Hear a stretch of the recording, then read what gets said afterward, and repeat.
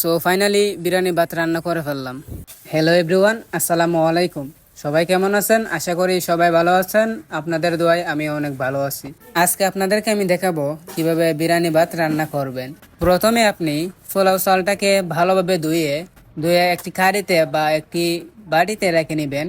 তারপরে আপনি মশলাগুলোকে আপনি রেডি করবেন। মশলাটি হচ্ছে আদা, দারচিনি, হাল, এলাচি গুঁড়া, তেজপাতা, কাঁচামরিচ, আরো বিভিন্ন ধরনের মশলা। তারপরে আপনি রান্নাটা বসিয়ে নেবেন। প্রথমে তেল দিবেন, পেঁয়াজ দিবেন। সেই পেঁয়াজগুলোকে লাল লাল করে ভেজে নেবেন। আপনারা দেখতে পাচ্ছেন আমি পেঁয়াজগুলোকে ভেজে নিলাম। আপনারাও ঠিক এইরকম ভাবে ভেজে নেবেন। পেঁয়াজগুলোকে ভেজে আলাদা একটা কড়া বা বাটির মধ্যে রেখে নেবেন। রেখে বিরিয়ানি ভাত রান্নার শেষে এগুলা পেঁয়াজ ভালোভাবে মিলিয়ে দিবেন যাতে সুন্দর হয়, সুন্দর লাগে। তারপরে এই ডেগের মধ্যে যে তেলটি রয়েছে এই তেলটির মধ্যে পোলাও চালটি ঢেলে দিবেন।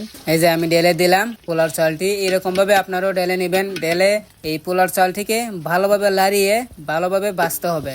আপনারা দেখতে পাচ্ছেন আমি এখন পোলাও চালটিকে ভালোভাবে ভেজে নিলাম। তো আপনারা এভাবেই ভেজে নেবেন। ভেজে শেষ করে আপনি এই পোলাও চালের মধ্যে আপনি পানি দিয়ে দিবেন। পানি দিয়ে আবারও সেই রকম ভাবে ভালোভাবে লাড়িয়ে নিবেন যাতে করে চালগুলা ফুটে যায়। তারপরে আমার চালগুলা ফুটে গেল।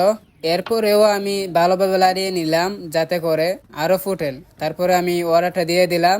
দেওয়ার পরে আমি পাকাল থেকে আমি নামিয়ে নিলাম। নিয়ে এটাকে আমি ভালোভাবে লাড়া দিলাম যাতে করে তলের যে চালগুলো রয়ে গেছে সেই চালগুলো যাতে ফুটে যায়। তারপরে আপনি ওড়া দিয়ে ঢাকিয়ে নিবেন।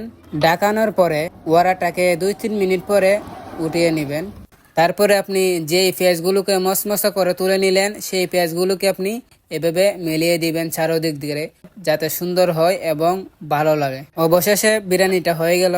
তো বন্ধুরা আশা করি বুঝতে পারছেন। তারপরে আমি খাবারের জন্য প্লেটে রেখে নিলাম এই বিরিয়ানি ভাতগুলা। তো বন্ধুরা আজকের ভিডিও এই পর্যন্তই। ভালো লাগলে লাইক, কমেন্ট, শেয়ার করে পাশে থাকবেন।